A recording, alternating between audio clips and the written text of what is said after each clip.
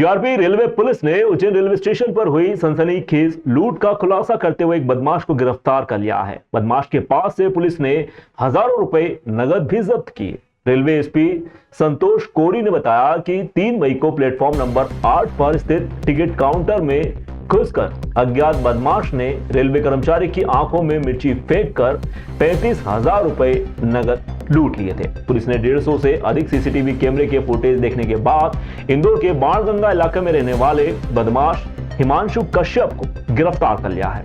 पूछताछ में बदमाश ने लूट की वारदात करना कबूल किया। पुलिस ने उसके पास से 28,000 रुपए नगद भी जब्त किए हैं। एसपी ने बताया कि बदमाश हिमांशु कश्यप के खिलाफ इंदौर में हत्या सहित अन्य आपराधिक मामले दर्ज हैं। पुलिस ने बदमाश को पकड़ने वाली टीम को 5,000 रुपए का इनाम भी दिया। इस मामले में आगे कार्रवाई की जा रही है। पुलिस की तत्परता से हुआ लूट का खुलासा। जी हां, पुलिस की तत्परता व सीसीटीवी फुटेज की मदद से लूट का खुलासा हुआ। पुलिस ने बदमाश को गिरफ्तार कर लूट की रकम का अधिकांश हिस्सा जब्त कर लिया है। इस मामले में आगे की जांच जारी है।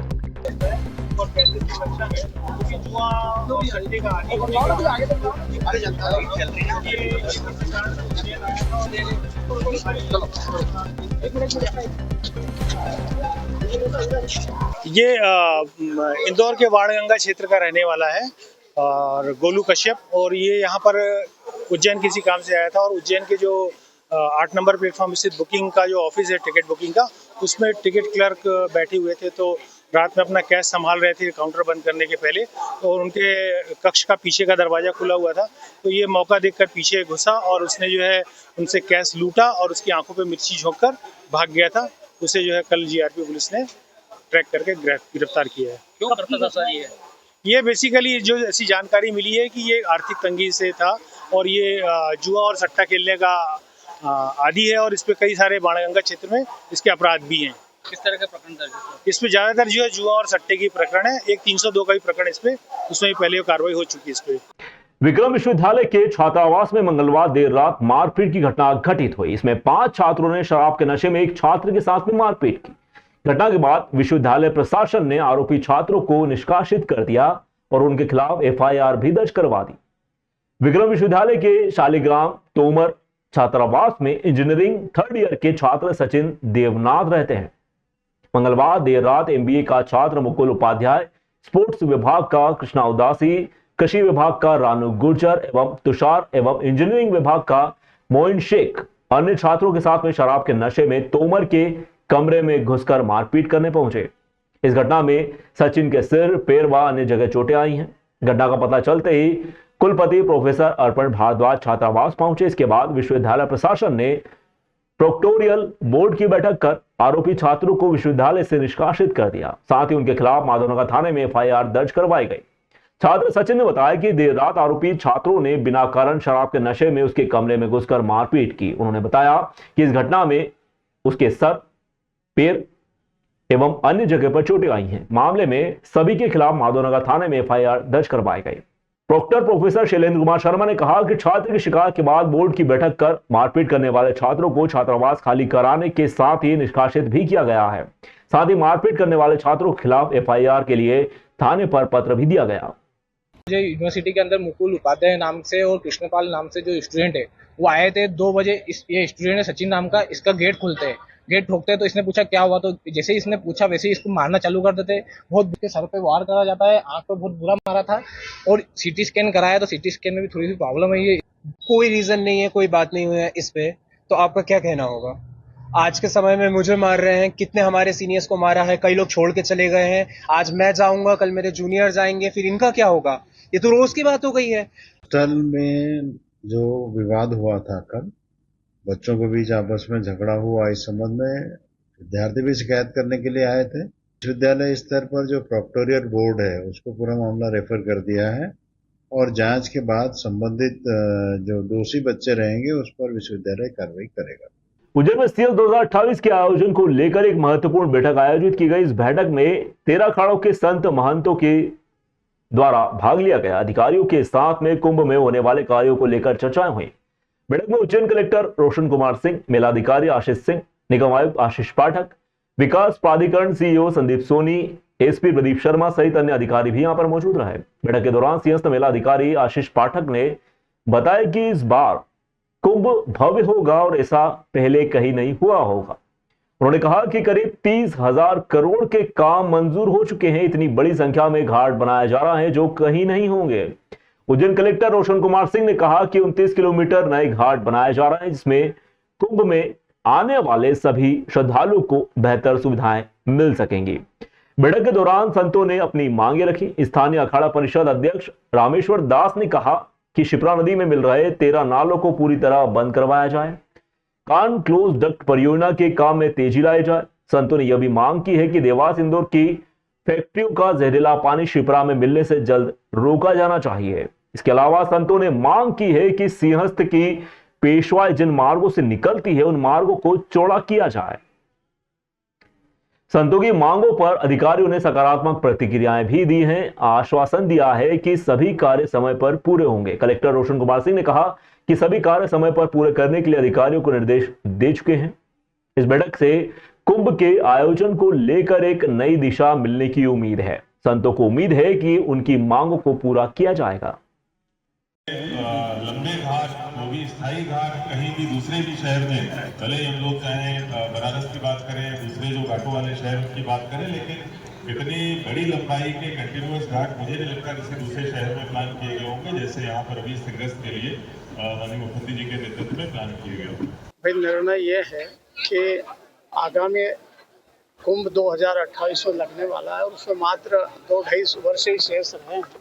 इसके संबंध में प्रशासनिक अधिकारी, महिला अधिकारी, कलेक्टर साहब को बुलाया और सभी संतों से उनको आशीर्वाद दिलवाया ताकि 2028 का कुंभ भव्यता लेते हुए अच्छे से बिके, बाहर से आने वाले श्रद्धाओं को अच्छा सुविधा मिले और शिप्रा शुद्धिकरण से लगा अन्य जो मुद्दे हैं 14 मुद्दे हमने उनको बताए हैं और उन्होंने मंजूर किया है कि ये 14 मुद्दे हम तुरंत इसका ऊपर जो है अनुसरण करेंगे, कार्य करेंगे और जल्दी से जल्दी साधुओं की और अन्य बैठक में बुला के जो भी समाधान होगा वो करेंगे। स्थायी निर्माण की बात करिए अखाड़ों नहीं, निर्माण के अखाड़े के बारे में हमने दिया है। अब उसके बाद में सीएम साहब से चर्चा होगी, वो कैसा क्या करते हैं, किसते एक स्थान में कितना पैसा लगा सकते हैं, वो चर्चा करने के बाद होगा। आज हमने ज्ञापन दिया उनको 14 सूत्री, उसमें जैसा भी ऊपर मुख्यमंत्री जी करेंगे वैसा हो जाएगा। आज जो अखाड़ा परिषद की स्थानीय समिति है उसमें सभी अखाड़ों के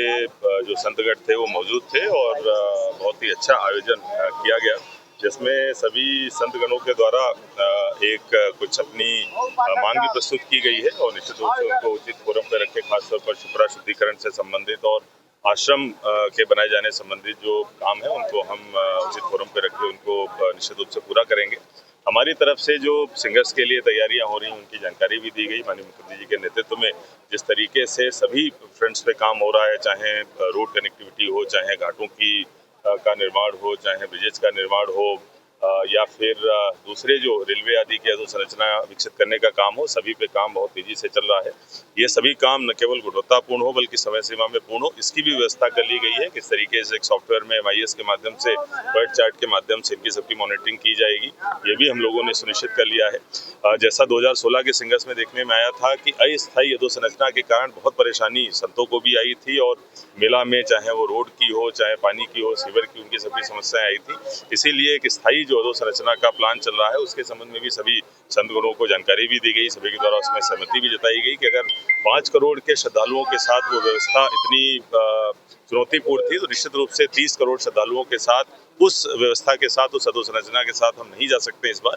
इसीलिए स्थायी अधोसंरचना पे काम बहुत आवश्यक है और इससे किसानों को भी जो फायदा होगा कि सभी की जो भूमियां हैं अभी जो रोड से अंदर की तरफ है 80-90% किसानों की सभी भूमियां कम से कम 18 मीटर रोड के किनारे आ जाएंगी, तो उससे सभी को बहुत फायदा होगा। उज्जैन नगर निगम ने शहर के आंतरिक मार्गों के चौड़ीकरण का काम शुरू कर दिया है, जो सिंहस्थ 2028 के मद्देनजर एक महत्वपूर्ण परियोजना भी है।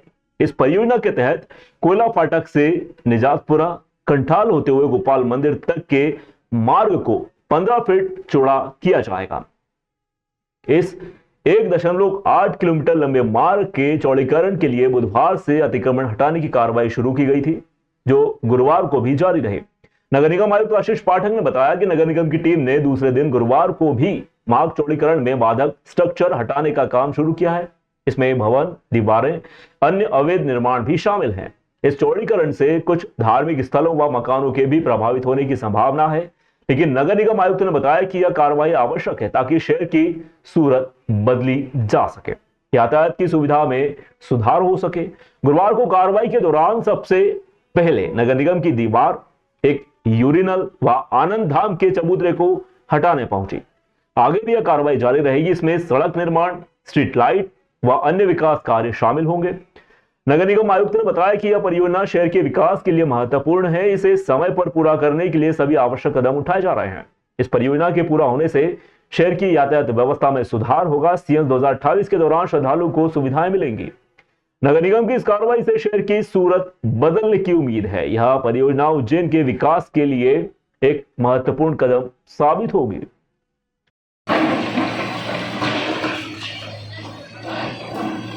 भैया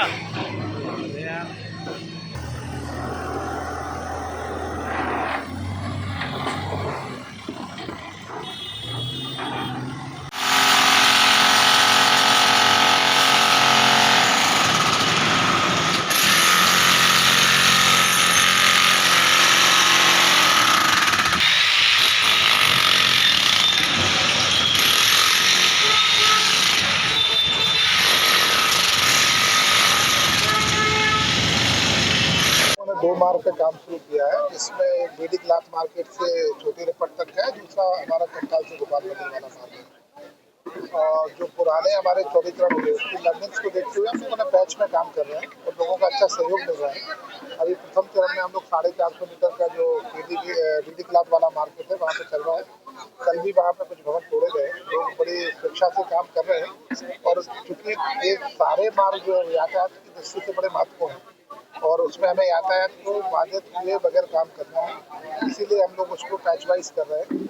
इस पहले पैच में 3 धार्मिक स्थल भी है, उनका चिन्हीकरण हो गया है, उनको कहाँ पे विस्थापित करना है। एक में उसमें विग्रह का विस्थापन है, मंदिर समिति से बात हो गई है, तो अगले 3 से 4 दिन में वो कार्रवाई हो जाएगी। तो पहले 4.5 किलोमीटर होगा, फिर उसके बाद अगला। इस तरह से ही हम लोगों ने क्लियर किया कि एक जगह काम शुरू हो, अगली जगह फिर तोड़ाई हो, एक जगह काम शुरू हो, अगली जगह तोड़ाई हो, ताकि यातायात।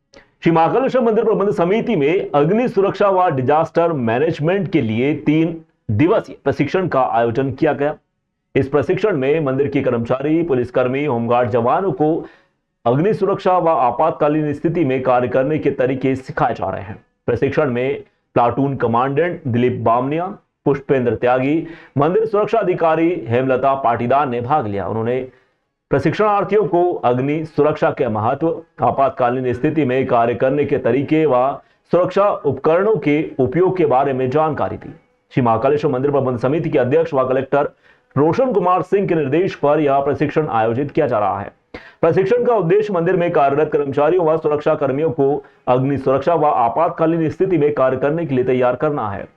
प्रशिक्षण 13 से चल रहा है, जो 16 मई तक 4 दिनों तक चलेगा। इसमें मंदिर के विभिन्न शिफ्टों में कार्यरत कर्मचारी व सुरक्षा कर्मियों को प्रशिक्षण दिया जाएगा। आज के प्रशिक्षण में मंदिर कर्मचारी, पुलिसकर्मी, होमगार्ड जवानों ने भी भाग लिया। कल कार्यालयीन कर्मचारी, जनरल शिफ्ट में कर्तव्यरत पुलिसकर्मी, होमगार्ड जवानों को प्रशिक्षण दिया जाएगा। इस दौरान मंदिर प्रबंध समिति के उप प्रशासक सिमी यादव, सहायक प्रशासक आशीष पलवाड़िया, प्रतीक द्विवेदी, ओएसडी सुरक्षा जैन सिंह राठौर, सुरक्षा प्रभारी अनुराग चौबे आदि मौजूद रहे। अभी यहाँ पे एक गलती हुई है। क्या गलती हुई है बताओ? नहीं, हवा इधर से चल रही थी, है ना? तो हमने अभी सिखाया उनने कि हवा की दिशा में रहना है, किधर रहना है। हमारी ये होनी चाहिए, रूल्स आर रूल्स, खास करके सेफ्टी के केस में। दूसरी चीज, हम प्रॉपर उसका मेंटेनेंस नहीं करते। हम किसी चीज़ को परचेज तो कर लेते हैं, ब्रांड बहुत अच्छी परचेज कर लेंगे, बट लेकिन उसका जो टाइमिंग मेंटेनेंस है वो नहीं करेंगे। जिससे कि अभी हमारे सामने फायर एग्जीक्यूशन रखा हुआ है। अब चूँकि इसकी मुझे मैन्युफैक्चरिंग डेट कहीं से नहीं दिख रही है। सामान्यतः जो फायर एग्जीक्यूशन रहते हैं 10 साल बाद उनका एक हाइड्रोजन टेस्ट होना चाहिए। उज्जैन के जिला मुख्य चिकित्सा एवं स्वास्थ्य अधिकारी डॉक्टर अशोक पटेल ने शासकीय माधवनगर अस्पताल का निरीक्षण किया। इस दौरान उन्होंने अस्पताल की स्वास्थ्य व्यवस्थाओं का जायजा लिया और सुधार के निर्देश भी दिए। डॉक्टर पटेल ने अस्पताल के medical ward, cancer ward, OPD, chemotherapy एवं वृद्धजन स्वास्थ्य क्लिनिक का निरीक्षण किया और स्वास्थ्य सेवाओं का अवलोकन भी किया गया। डॉक्टर पटेल ने अस्पताल में डिलीवरी पॉइंट का संचालन निर्धारित प्रोटोकॉल अनुसार करने एवं संस्थागत प्रसव को 100% करने के निर्देश दिए। उन्होंने क्षेत्र की आशा कार्यकर्ताओं व मैदानी स्वास्थ्य कार्यकर्ताओं के माध्यम से गर्भवती महिलाओं को संस्थागत प्रसव करवाने के लिए प्रेरित करने के निर्देश भी दिए। इसके अलावा उन्होंने स्वास्थ्य केंद्र में आने वाले मरीजों के साथ मधुर व्यवहार करने एवं गुणवत्तापूर्ण स्वास्थ्य सेवाएं प्रदान करने के निर्देश भी दिए। डॉक्टर पटेल ने अस्पताल में आवश्यक औषधियों एवं उपकरण की उपलब्धता सुनिश्चित करने के निर्देश दिए। उन्होंने पैथोलॉजी जांच सेवाएं उपलब्ध करवाने व बेहतर साफ सफाई रखने के निर्देश भी दिए। इसके अलावा उन्होंने समस्त रिकॉर्ड को अद्यतन रखने, स्टाफ को मुख्यालय पर रहकर कार्य करने के निर्देश दिए। इस दौरान माधवनगर अस्पताल प्रभारी doctor Vikram Raghuvanshi, doctor HP Sonania एवं अन्य मेडिकल स्टाफ भी यहां पर मौजूद रहा।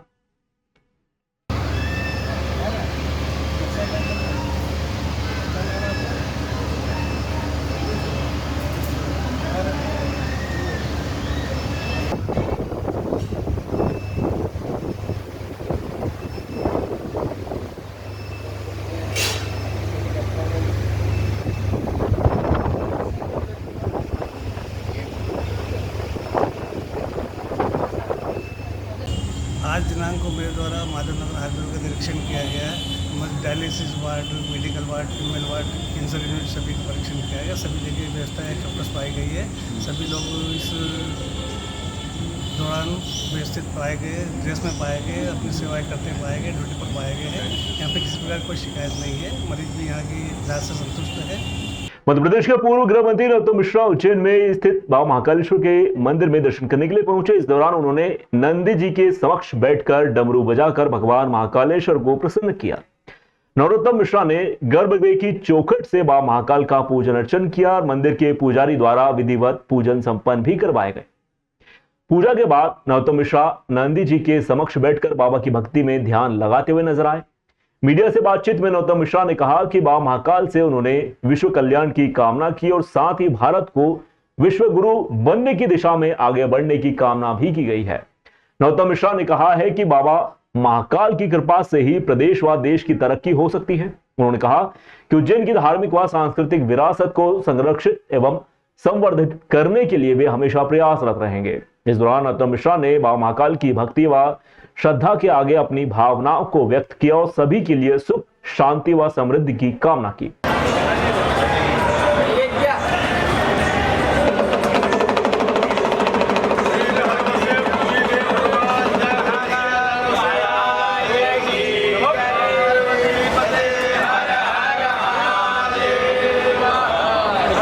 जब आते हैं तभी महाकाल पे मत्था टेकते ही बाबा से प्रदेश की सुख समृद्धि की कामना, देश की सुख समृद्धि की कामना और हमारा भारत ऐसे ही विश्व गुरु बनने की ओर बढ़ता रहे, यही प्रार्थना। इंदौर प्रशासन की एक बड़ी चूक सामने आई है। इसमें एक 75 वर्षीय बुजुर्ग मीसाबंदी व विनोबा भावे के साथी को भिक्षुक समझकर उज्जैन के एक आश्रम में भेज दिया गया। देवव्रत चौधरी नामक यह बुजुर्ग इंदौर में रहता था और प्रशासन की भिक्षुक मुक्त शहर अभियान के तहत उन्हें 15 अप्रैल को राजवाड़ा के पास से उठाकर उज्जैन के अंबोदिया स्थित सेवाधाम आश्रम भेज दिया गया था। चौधरी ने आश्रम में एक पहचान बताई तो पता चला कि वह एक मीसाबंदी है और विनोबा भावे के साथ में काम कर चुके हैं। उन्होंने बताया कि वह एक मैकेनिकल इंजीनियर है, मुंबई में बड़ी कंपनी में काम कर चुके हैं। इसके अलावा उन्होंने 11 गांव में गैस प्लांट भी बनाए हैं। चौधरी की पहचान पता चलने के बाद प्रशासन ने अपनी गलती सुधारी और उन्हें बुधवार शाम को उनके परिजनों को सौंप दिया। प्रशासन ने बताया कि वह भिक्षुक मुक्त शहर अभियान के तहत भिक्षुकों को पकड़कर आश्रमों में भेज रहे थे, लेकिन इस दौरान यह चूक हो गई। चौधरी ने आश्रम में बताया कि उनके पास अपने खाते में 10 लाख रुपए हैं। उन्हें मीसाबंदी की पेंशन से 30,000 रुपए भी मिलते हैं। उनके 2 भाई हैं, जिनमें से एक कर्नल है, दूसरा यूको बैंक में मैनेजर। चौधरी ने वादा किया है कि वह अब भिक्षावृत्ति नहीं करेंगे। इस मामले में प्रशासन ने अपनी गलती भी स्वीकार की है। चौधरी को उनके परिवार के साथ में वापस भेज दिया गया। इस घटना से यह पता चलता है कि प्रशासन को अपने अभियान में अधिक सावधानी बरतनी चाहिए ताकि इस तरह की घटनाएं आइंदा ना हो। Students want to learn from you. Can you taught them? Yes, I can teach them. I can teach. Yes, I yes. can. Very nice. Very nice. Your memory is very sharp. Yes. I learned making gobar gas plant. I am an engineer of gobar gas plant. I have made tons of gobar gas in Nagpur for the farmers. Have you seen a gobar gas plant? मैं पूछ रहा हूँ आपसे. Have you seen? Yes Yes. I am an engineer of gobar gas plant. बातचीत करने के बाद To be very simple living and high thinking. Simple living and high thinking. This I learned from Vinoba Bhave. In emergency I was in jail for 6 months for why because I was president of my college. I was president of Students' Union of the Engineering College, and Indira Gandhi ji, the then Prime Minister, put all the presidents of all colleges in jail because they were supporting Jai Prakash Narayan.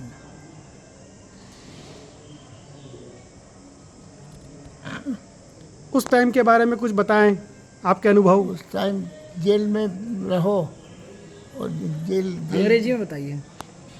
Jail में रहो और jail के नियमों का पालन करो। जी। I was in Rajwada giving some money to beggar. They thought I am also a beggar and they brought me here. They brought me here as a beggar. मुझे भिखारी समझ के यहाँ लाना गया तो भीख देने लगा तो उनको लगा ये भी भिखारी है क्योंकि भिखारी मेरे को यहाँ लिया है। आज अंकित ग्राम सेवाधाम आश्रम से ये 5 सदस्यों का परिवार जो भिक्षावृत्ति में इंदौर कलेक्टर महोदय के माध्यम से आया था अपने घर वापस जा रहा है। उज्जैन कलेक्टर महोदय के अनुमोदन के पश्चात हमें प्रसन्नता है कि इनको अपना घर मिल रहा है। जब ये आए थे अत्यंत विभत्स और खराब स्थिति में थे। आप इनके शरीर की स्थिति देखेंगे, आप इनके बाल देखेंगे तो अत्यंत खराब स्थिति में थे और पूरे भूरे हो गए थे बाल और हालत खराब थी। चेहरे पे देखिए अब खुशी आ गई। क्यों तो अभी अपने घर जा रहे हैं। मैं उम्मीद करता हूं कि अब कभी भीख मांगोगे? नहीं। पक्का? देख चेहरा कितना चमक रहा है। सबके चेहरे चमक रहे हैं, लेकिन अब ये भीख मांगोगे भैया? नहीं। पक्का? प्रदेश सरकार द्वारा शुरू किए गए जल गंगा संवर्धन अभियान को लगातार सफलता मिल रही है। इस अभियान के तहत बुधवार को ग्राम पंचायत दाऊदखेड़ी में आरओ वाटर प्लांट लगवाया गया। यह प्लांट सरपंच पुष्पा उदय सिंह दरबार ने पंचायत की ओर से लगवाया है। प्लांट की लागत करीब 3,84,000 रुपए आई है। इसकी क्षमता 1,000 लीटर पानी 1 घंटे में ठंडा व फिल्टर करना है। उज्जैन जिले में यह पहली पंचायत है जहां इतनी अधिक क्षमता वाला आरओ प्लांट लगा हुआ है। आरओ प्लांट के शुभारंभ अवसर पर सरपंच पुष्पा उदय सिंह दरबार, जनपद पंचायत सीईओ संदीप यादव, महाराजवाड़ा मंडल अध्यक्ष सतीश सिंगल, जनपद अध्यक्ष प्रतिनिधि दीपक चौधरी, सचिव आनंदीलाल चौहान, सहायक सचिव जितेंद्र ठाकुर, शंकर सिंह पटेल एवं ग्रामीण जन मौजूद रहे। खास बात तो यह रही कि आज सरपंच पति उदय सिंह दरबार का जन्मदिन भी था। इस अवसर पर यहां केक काटकर ग्रामीण जनों ने जन्मदिन भी मनाया और पंचायत को यह सौगात भी दी गई।